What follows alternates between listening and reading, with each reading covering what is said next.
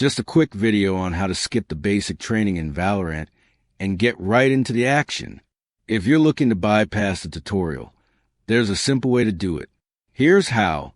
First, during the tutorial phase, there's a skip tutorial button that appears in the bottom left corner.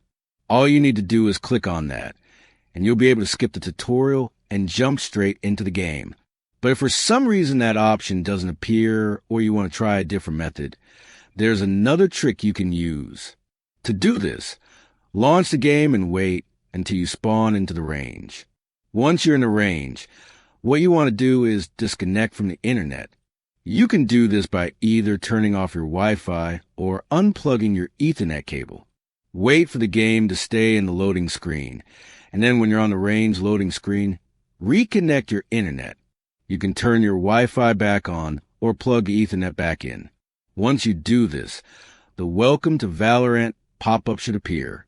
At this point, just press the escape key on your keyboard and you'll skip the tutorial. That's it. It's a pretty simple process and should get you into the game without having to sit through the tutorial.